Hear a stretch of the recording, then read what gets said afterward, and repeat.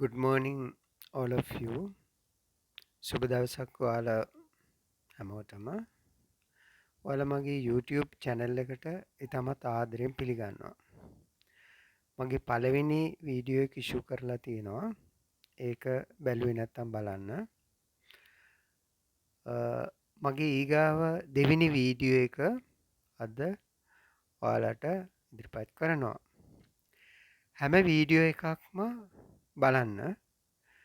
ඉතින් ඔයාලා මගේ channel එක තාම subscribe කරලා නැතිනම් subscribe කරන්න.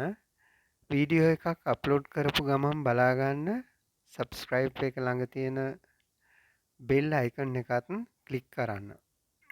හරි එහෙමනම් අපි අද වීඩියෝ එක පටන් ගමු.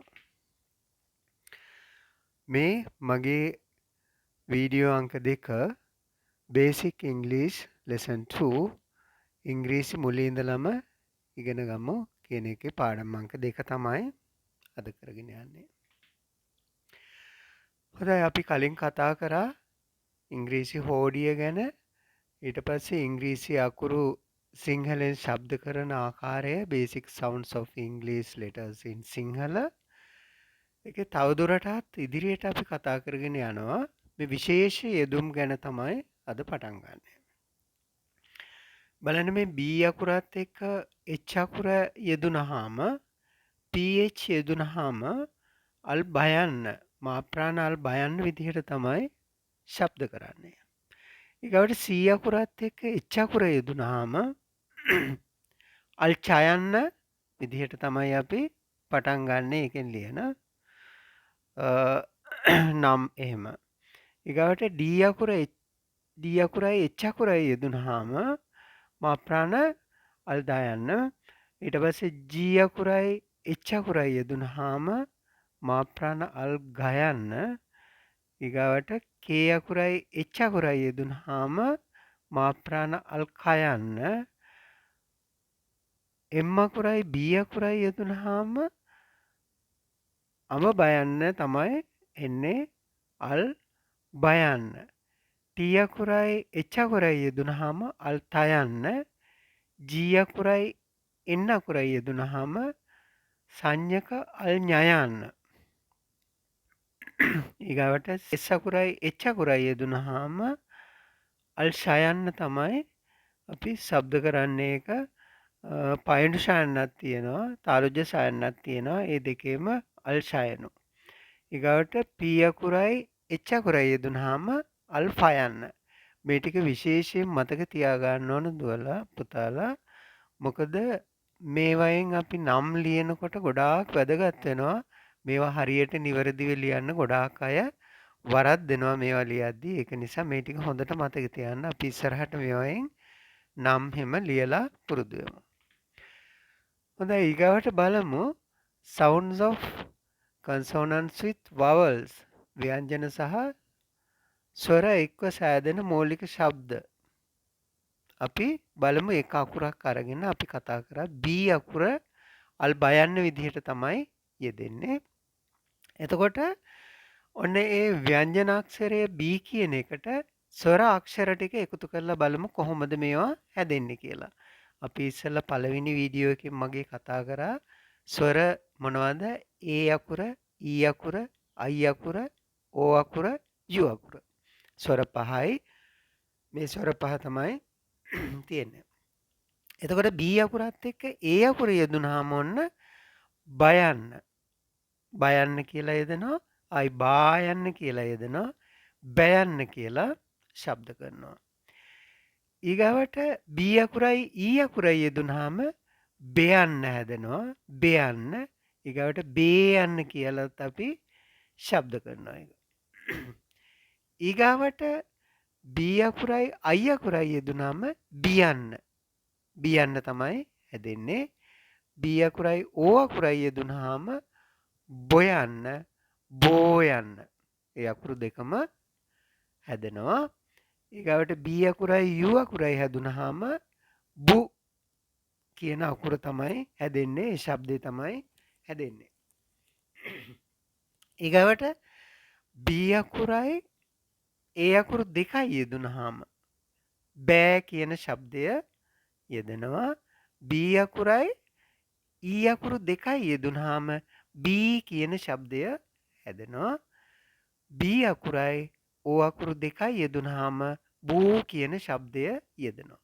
ඉතින් මේ ශබ්ද එන විදිහ හොඳට මතක තියාගන්න ඕන.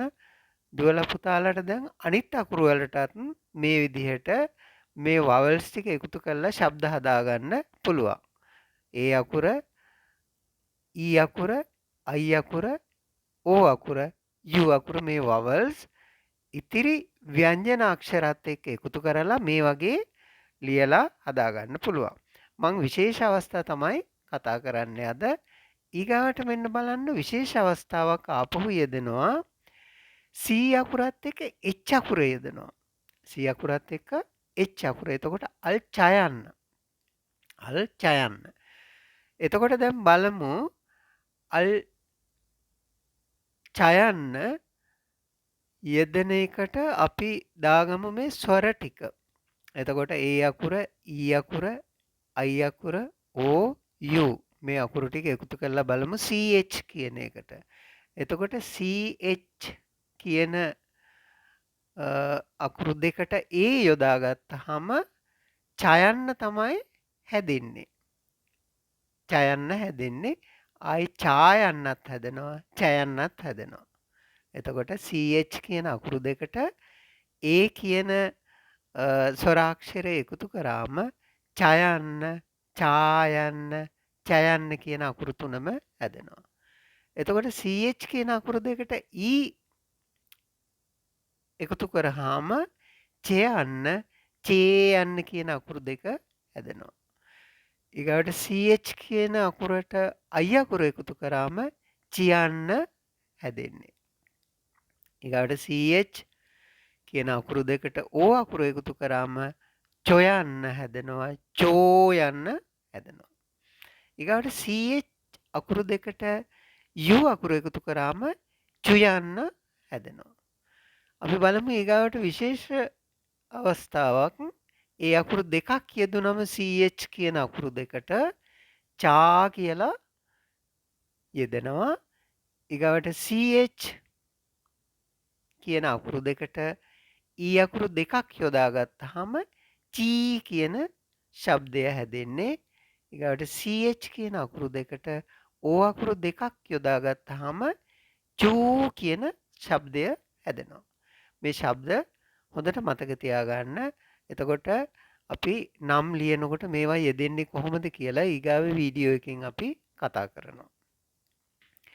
හරි, ඊගාවට දැන් ආපහු තව ඉදිරියට බලමු අපි. තව D අකුර. D අකුර අල් දයන්න විදිහටත් යෙදෙනවා, අල් ඩයන්න විදිහටත් යෙදෙනවා කියලා මම කතා කරා. එතකොට අපි බලමු D අකුරට මේ vowels එක එකතු කරාම කොහොමද හැදෙන ශබ්ද කියලා. එතකොට D අකුරට A යොදපුවාම දයන්න, දායන්න, දයන්න කියන අකුරු තුන හැදෙනවා. ද කියන ශබ්දය එනවා. ද, තා, ද. ඒ වගේම ඩ, ඩා, ඩ කියන ශබ්ද තුනත් හැදෙනවා. මොකද ඩයන්න විදිහටත් අපි යොදා ගන්නවානේ මේ D අකුර. එතකොට මේ දයන්නයි, ඩයන්නයි කියන ශබ්ද දෙකම මේ D අකුරෙන් හැදෙනවා vowels දාගත්තම. හොඳට මතක තියාගන්න. ඊගාවට D අකුරට E අකුර E කියන vowel එක එකතු කරාම දෙයන්න, දේයන්න කියලා ශබ්ද හැදෙනවා. ඊගාවට ඒ වගේම ඩයන්න, ඩේයන්න කියලා ශබ්ද දෙකක් හැදෙනවා. D අකුරට I අකුර යොදාගත්තම දියන්න හැදෙනවා. ඒ වගේම ඩියන්න හැදෙනවා. ඒ ශබ්ද දෙකම හැදෙනවා. එතකොට D අකුරට O අකුර එකතු කරාම දෝ, දෝ කියලා යෙදෙනවා. දෝ, දෝ කියන ශබ්ද දෙක හැදෙනවා. ඊගාවට ඒ වගේම ඩෝ, ඩෝ කියන ශබ්ද දෙකත් හැදෙනවා. ඊගාවට D අකුරට U අකුර එකතු කරාම දු, දුයන්න හැදෙනවා. ඩු, ඩුයන්න කියන ශබ්දයත් අපි යොදා ගන්නවා මේවා නම් ලියනකොට. ඊගාවට D අකුරට A අකුරු දෙකක් යොදාගත්තම දෑ කියන ශබ්දය හැදෙනවා. ඒ වගේම ඩෑ කියන ශබ්දය හැදෙනවා. ඩී අකුරට ඊ අකුරු දෙකක් යොදාගත්තම දී කියන ශබ්දය හැදෙනවා. ඊගවට ඩී කියන ශබ්දයත් හැදෙනවා. ඩී අකුරට ඕ අකුරු දෙකක් යොදාගත්තම දූ කියන ශබ්දයත් හැදෙනවා. ඩූ කියන ශබ්දයත් හැදෙනවා. එතකොට මේ ඩී අකුර විශේෂයි. ඒක හොඳට මතක තියාගන්න. හරි. එහෙමනම් අපි අද මේ ටික තමයි කතා කරන්නේ. ඉතින් තාමත් මගේ වීඩියෝ channel එක subscribe කරලා නැතිනම් subscribe කරන්න. ඊගාවට bell icon එකත් click කරන්න. අපි නැවත වීඩියෝ එකෙන් ඉක්මනටම හම්බ වෙමු. ඊගාව වීඩියෝ එකේදී අපි බලමු නම් ගම් සහ නගර ඉංග්‍රීසියෙන් නිවැරදිව ලියාගන්නේ කොහොමද කියලා. හොඳයි එහෙනම් සියලුම දෙනාට සුබ දවසක්. නැවත වීඩියෝ එකකින් ඉක්මනටම අපි හමු වෙමු.